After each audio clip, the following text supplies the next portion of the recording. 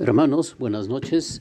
Vamos a compartir este mensaje del Señor que lleva por título La responsabilidad del cristiano con los desvalidos. Su base bíblica en el Evangelio de Mateo 25, del versículo 35 y 36. Oremos.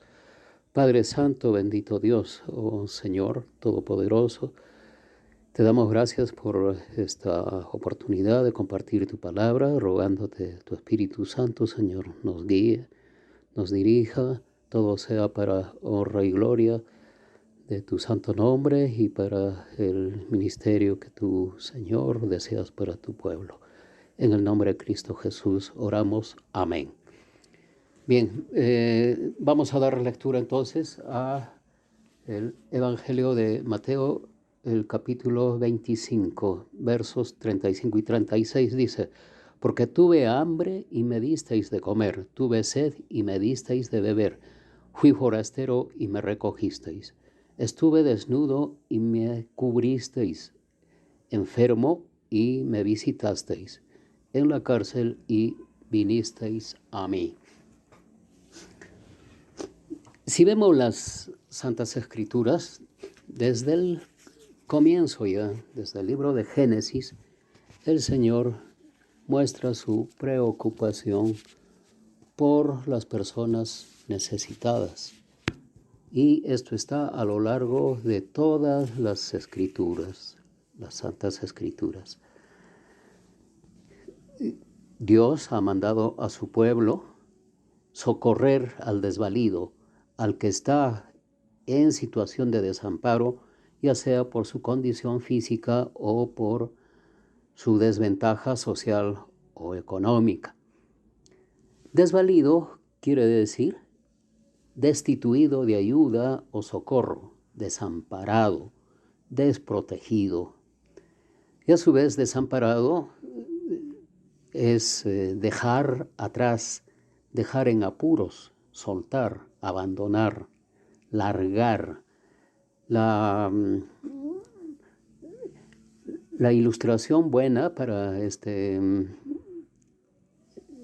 significado de largar es alguien que está agarrando a una persona que está por ser arrastrado por la corriente del río. Uno lo larga, lo suelta y entonces va a correr gran peligro, ¿no?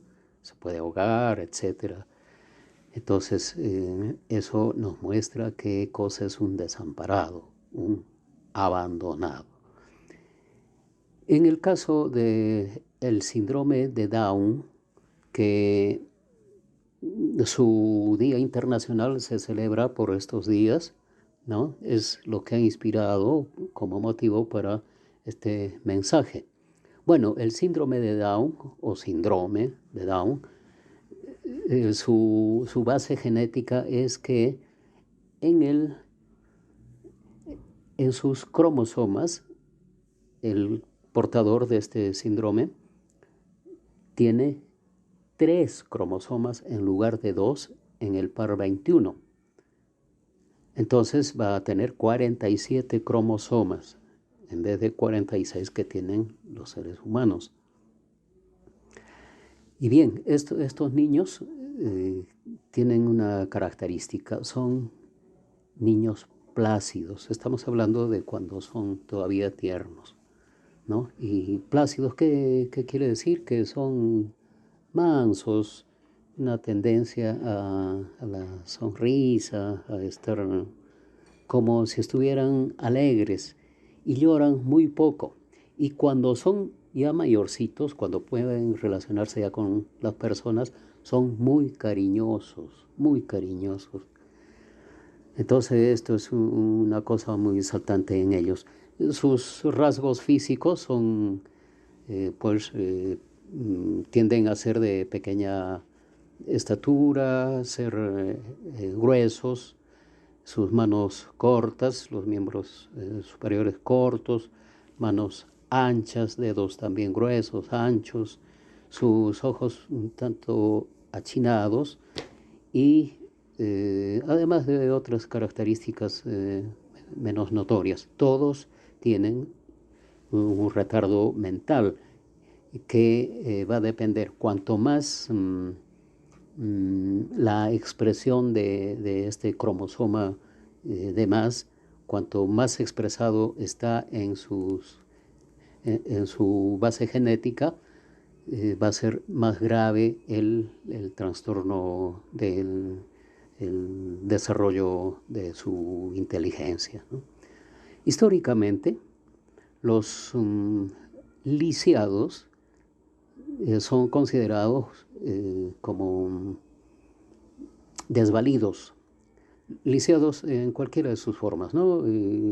Por ejemplo, cojos, sordos, mancos, mudos, ciegos, que muchos ejemplos de estos tenemos en las Escrituras. También se considera a los huérfanos, a las viudas, a los pobres, a los que están en pobreza extrema, en pobreza grave, a los presos también, y últimamente a los desplazados por motivos políticos o por guerras que hay en su país. Tienen que huir, tienen que escapar, abandonando, dejando todo, y al nuevo lugar donde van entonces están en una condición de muy necesitados, menesterosos.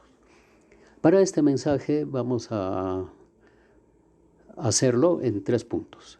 Primer punto: el cristiano defiende la causa del desvalido. Vamos al Salmo número 10, el versículo 14, en su segunda parte. En la primera parte está hablando del Señor, y en la segunda parte dice así: a ti se acoge el desvalido, tú eres el amparo del huérfano. Y en el libro de Proverbios, capítulo 31, versículo 8 y 9, dice,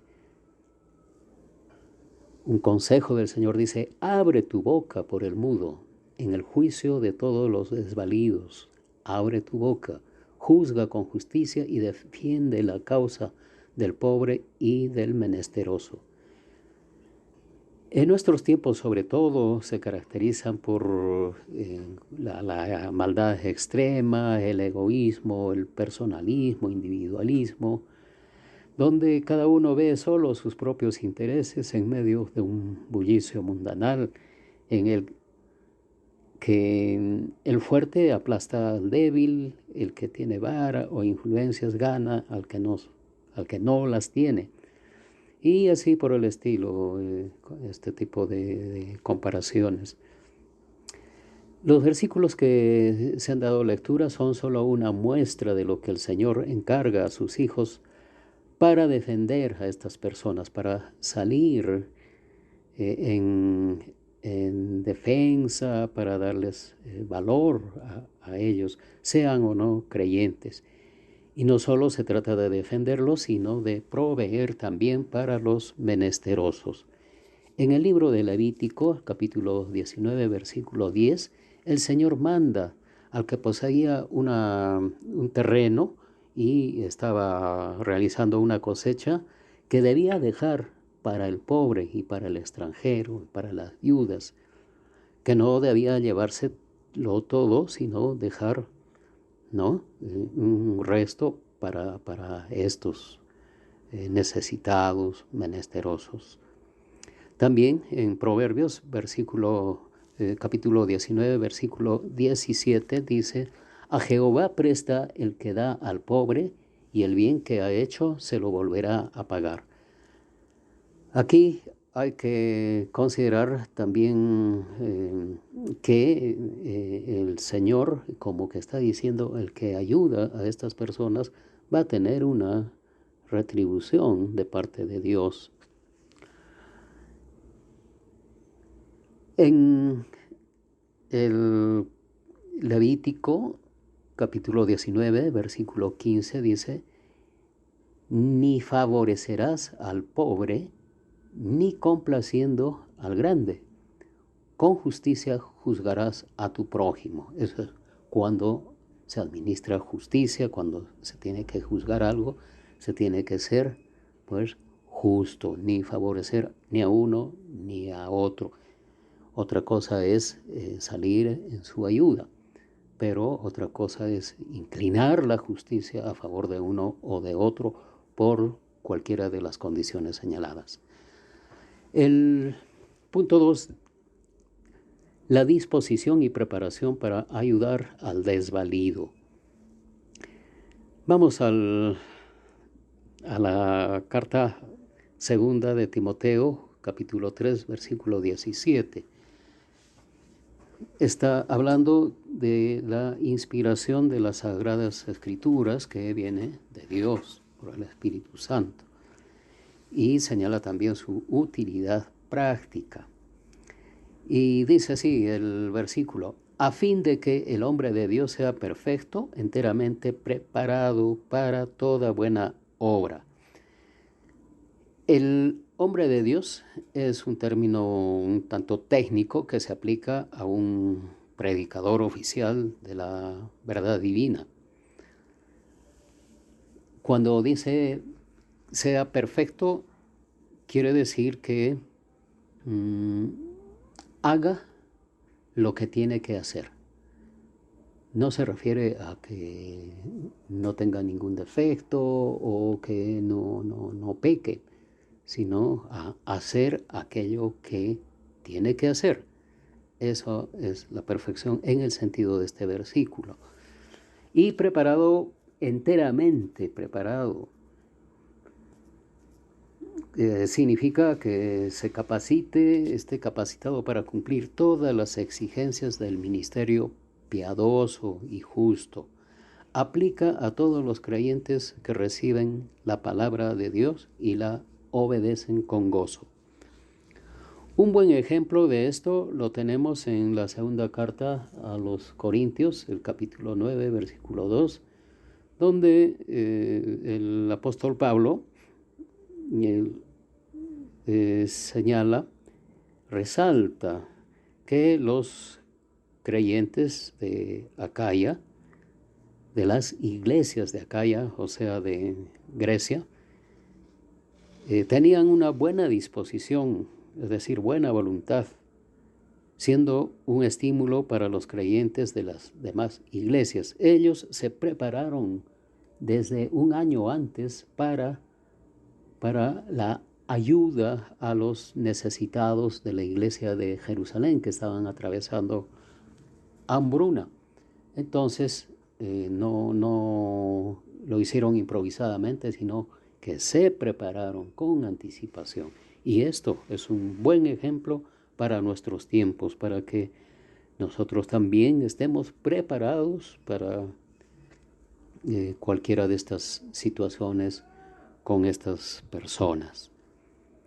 Y a ver, una miradita también aquí a la segunda carta a Timoteo, el capítulo 2, versículo 21, dice: así que si alguno se limpia de estas cosas, se refiere a estar apartado de iniquidad y no desviarse de la verdad, ¿no?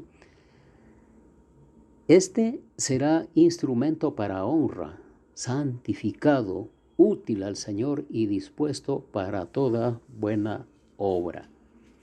Son las cosas que la palabra del Señor nos va mostrando. Cuando un cristiano visita a una persona que está en la cárcel, o está en su lecho de enfermo, está sediento, o a quienes padecen hambre, viene a ser como si lo estuviera haciendo al mismo Señor Jesús.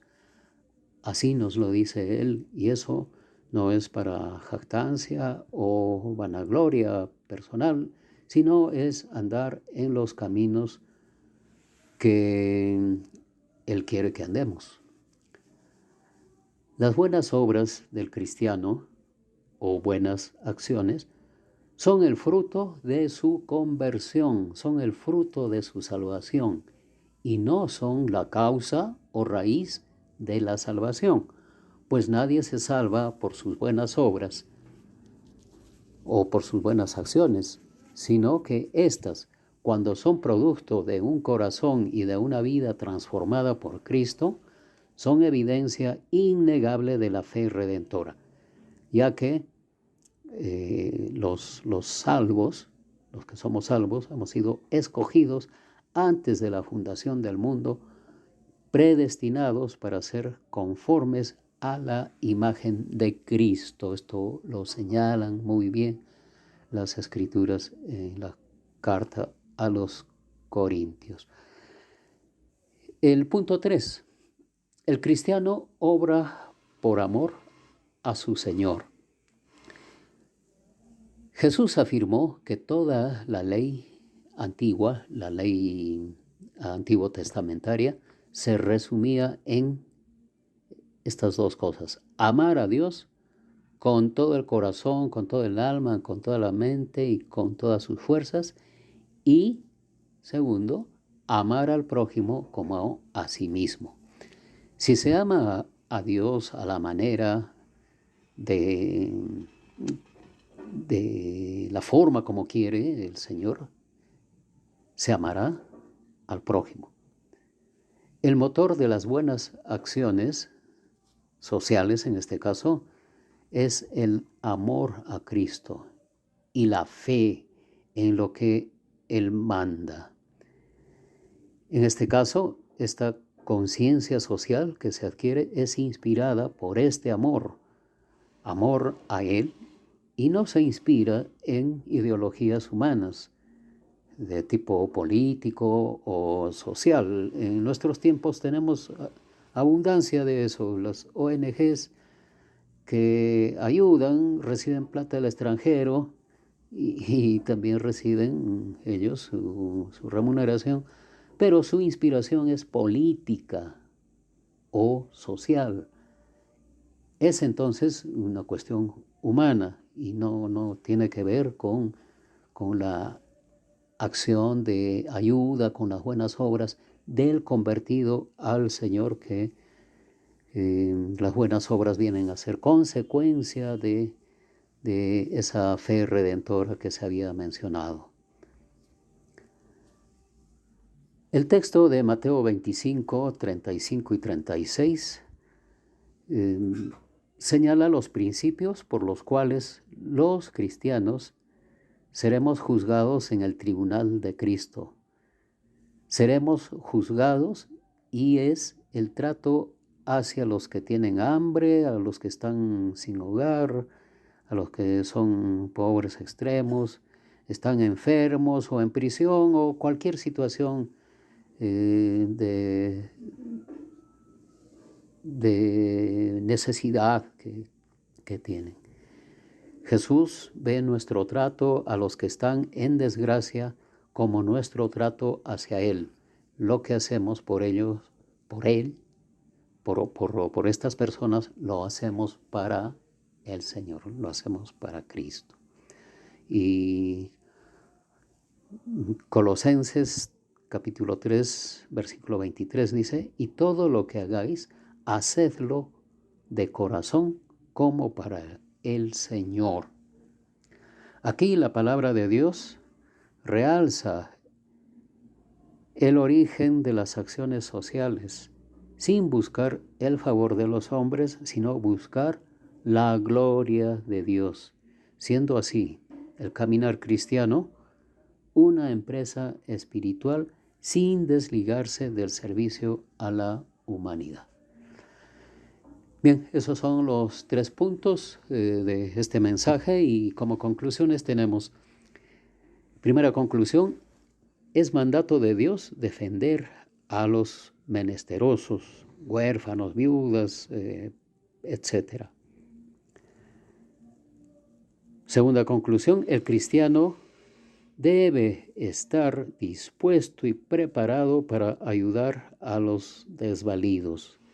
Es decir, tomar el ejemplo de estas iglesias de Acaya, de Grecia, que son en las Escrituras la iglesia de Filipos, la iglesia de Tesalónica, la iglesia de los Corintios.